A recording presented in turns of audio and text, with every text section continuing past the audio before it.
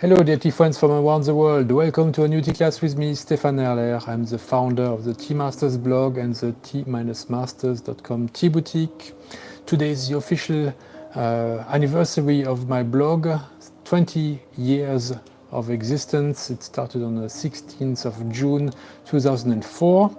So I already announced last week that I'm doing this promotion, 20 teas and 20 accessories at minus 20% for 20 days. But so you can check this. Today we are doing another tea class about the classic of tea by Louis, a reading and a commentary on the chapter of tasting. I hope you'll enjoy it. And maybe you can hear in the background music by Johannes Sebastian Bach.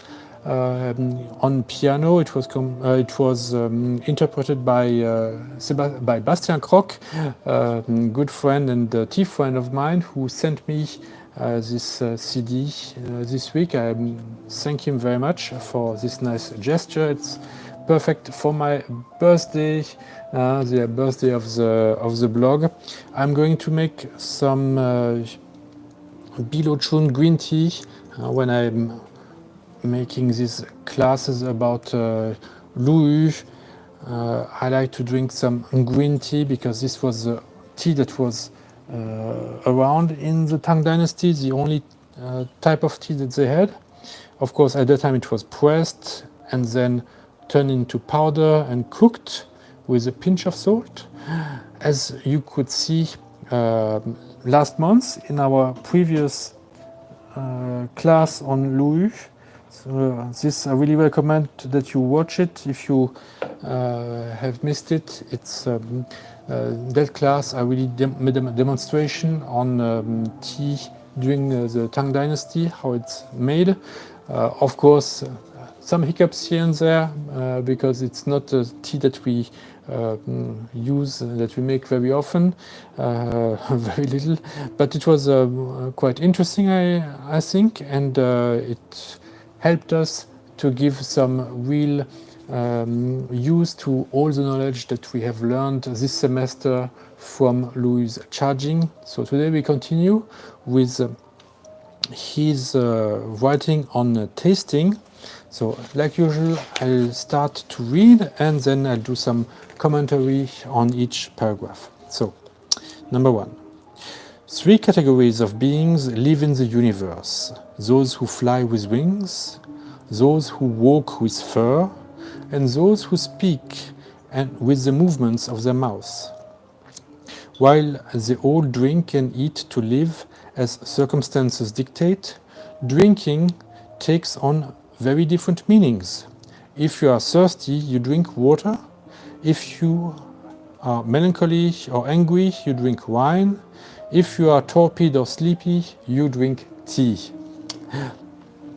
Okay, interesting remark by Louis, not so much about the 3 categories of beings, but of the 3 large categories of beverages that there are: water, wine, and tea. Now, about wine, actually, I disagree with Louis because he wrote that it's a drink that you take to yourself when you feel melancholy or when you feel angry in order to feel more happy. But from my latest article about the Odyssey by Homer, I've shown that wine, according to the Greek, has actually a potential for violence, and that this is the reason why wine has become very entangled by the sacred. It's we see in the book that it is a drink that you offer to the gods. It has to be drunk in a certain way. You add water in order to reduce its effects on your mind, that you don't become too agitated, too crazy from drinking too much. So you have to learn to master wine. And so definitely Homer, he saw the risk of wine making you angry and violent, whereas Lu Yu thinks you should drink wine to be happy. Of course, this is the goal, but there is also the risk of becoming violent, especially in more primitive settings in older times. Let's continue after a little sip of Bilochun.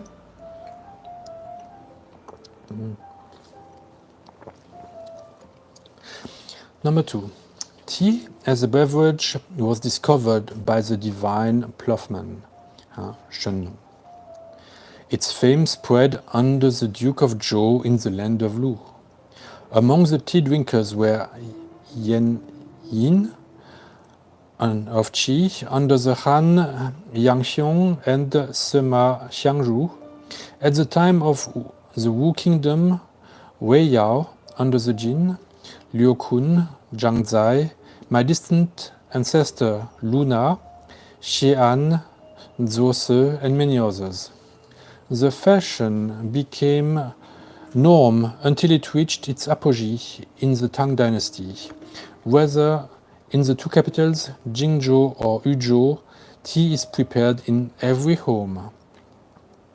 So here we get some historical background on tea. According to Lu Yu, tea really already started with Shennong in the mythical times, with this divine ploughman who invented agriculture, really at the very start of the Chinese history. So tea has always been a Chinese beverage. And it is true that archaeologists have only a few years ago found some tea in a tomb of the Han Dynasty.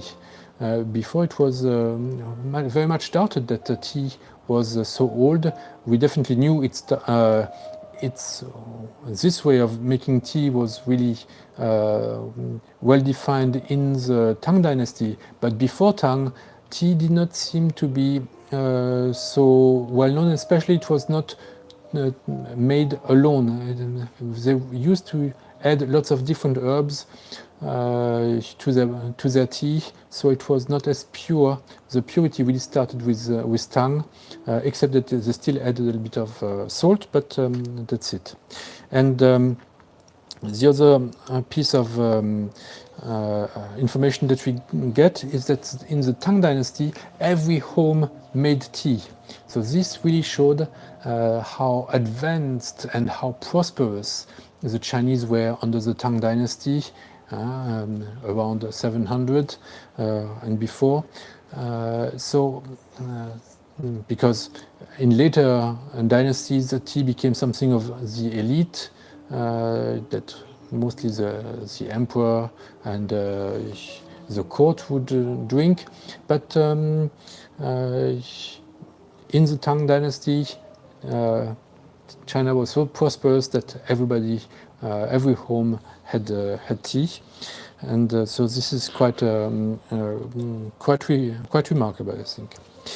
Number 3, to make a beverage, we use tea with stems, tea leaves, tea powder, or tea cakes. Tea cake is broken, roasted, dried, and crushed, then placed in a pot or earthenware vessel, over which boiling water is poured. This is called ancha, a tea infusion. Some add spring onion, ginger, jujube, mandarin peel, dogwood, mint, etc., and let it take 100 boils. Others stir it to make it creamy, while still others boil it, then remove the scum. These are just rinses to be thrown into the gutters. But these customs continue unabated. Okay, so here Lu Yu describes other ways of making tea than what he has described in his book, that some are brewing tea. Here actually he describes a tea brew instead of tea boiling. He also describes the previous methods of making tea by adding herbs mandarin peel, ginger, mint, etc. So you had flavored tea, but really Louis does not like these teas. For him, these kind of preparations, you should simply throw it away. It's not worth his time to drink it. These teas are seem almost disgusting for him. So it's funny to see that already in the Tang Dynasty, the whole purpose of his book is to define very precisely what is the correct way of making tea. Up till now, we still argue about some points in the method of making tea.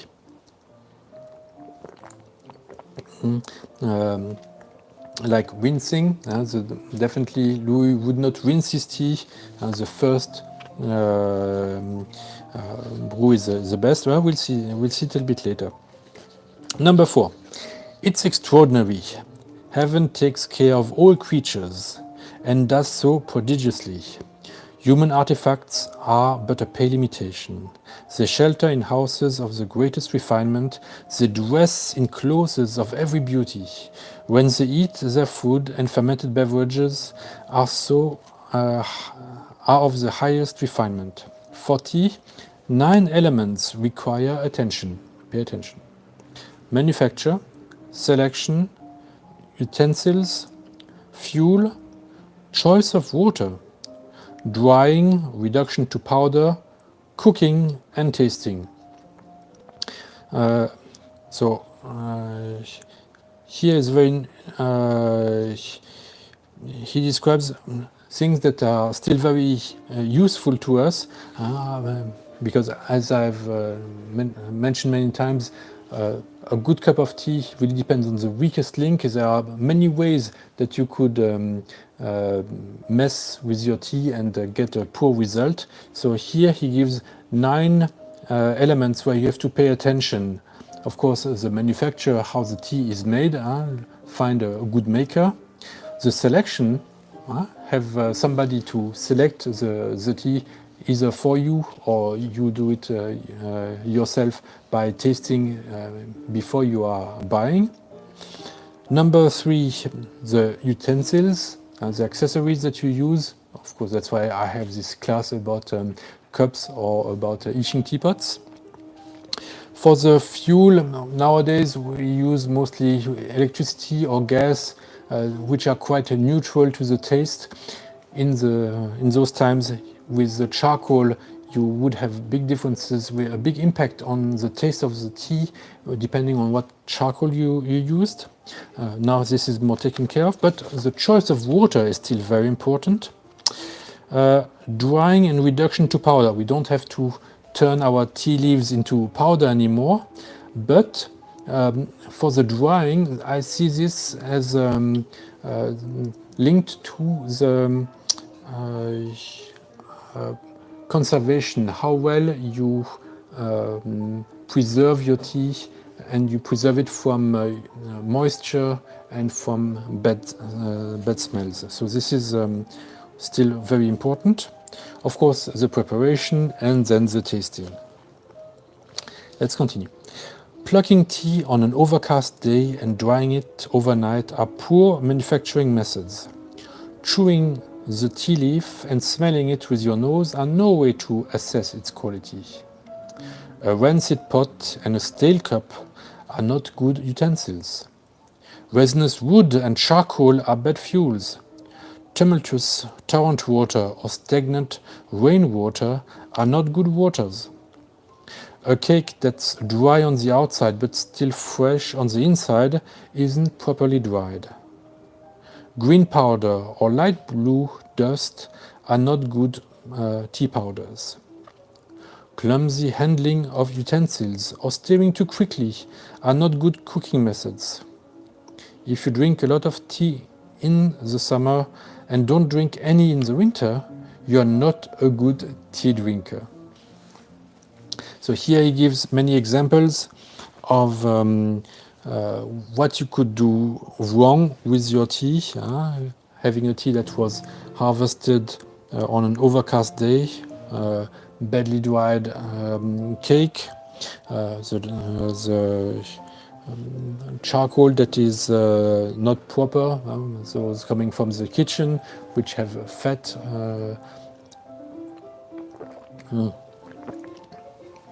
So here he gives examples about these 9 elements that require attention and the things that you could do wrong.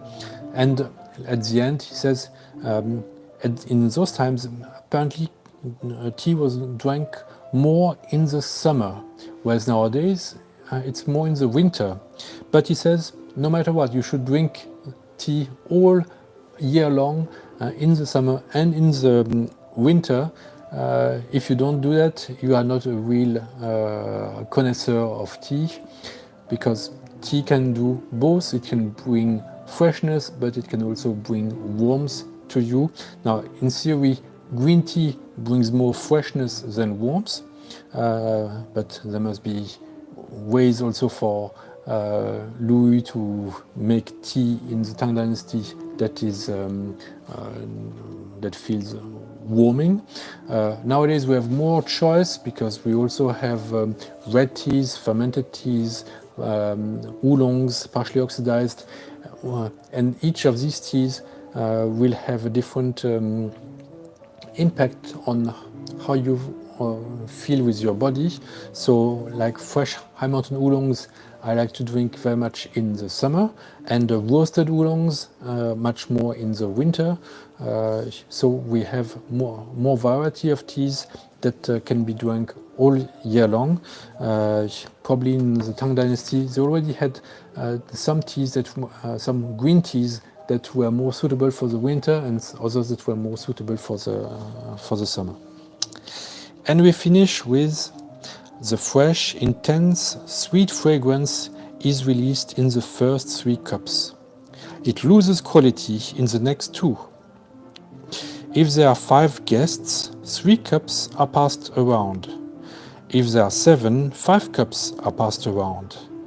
If there are 6 or fewer, there is no need to adjust the number of cups, and when one person is short, the eternal flavor cup is given to complete the meal. Okay, so here interesting,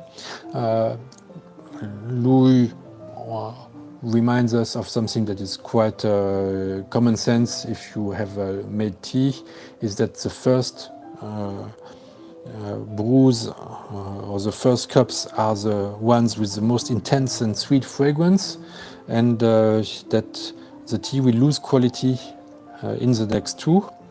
And as for the number of cups, this is more something to do with the number 4 in Chinese, which means death. So either they use 3 cups or 5 cups, but no 4, because the symbolic meaning of 4 reminds them of death. But we don't have to bother with this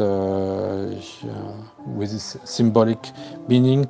And for hygiene purposes, 1 cup per person is, I think, really the best number.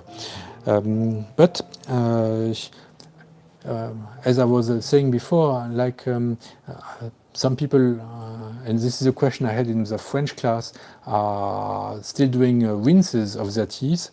According to Louis, it does not make sense to rinse the teas, because the fresh and intense and sweet fragrance is released in the first cups, not at the end. So the first flavors that come out of your leaves are the best, and so it doesn't make sense to throw them away.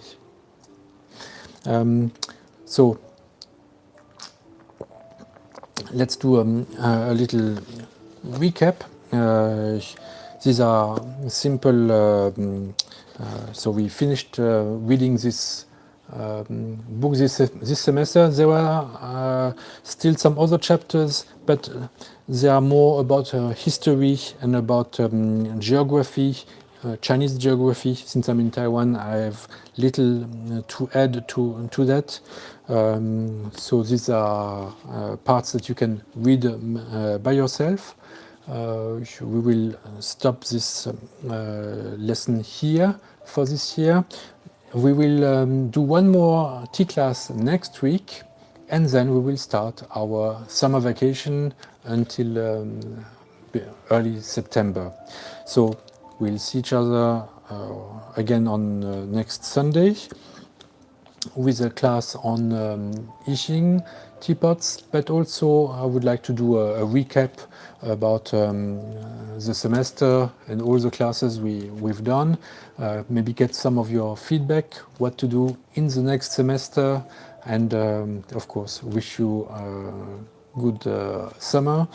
Let me take some questions from you, and I will see you next Sunday. Please give me also a thumbs up or give me a comment if you have some questions. Let me check if you have any questions so far. Hello. Thank you very much, Terry. It's nice of you to. Father's Day in Taiwan is on August 8th, so I will be, because in Chinese 8 is called Ba, so Ba Day is on August 8th, so that's when I will get my children to wish me this Father's Day. But it's nice of you to think of me, thank you. I'm making one more cup of this very nice spring Bilochun from Sanxia. So you see, it's quite, this method is very simple. When it's a bit too strong, you add hot water and you continue as long as the tea is fragrant and intense. And of course, we know, thanks to Louis, that after a while it's going to lose its quality after a while. And but usually that's also when you are not thirsty anymore. Okay, thank you very much. See, there's no more questions. So see you again next Sunday, and with the last T class of the semester, and then good vacation. And check this with the promotions, 20 Ts on minus 20% for 20 days, and also 20 T accessories in promotion. Thank you. Bye bye.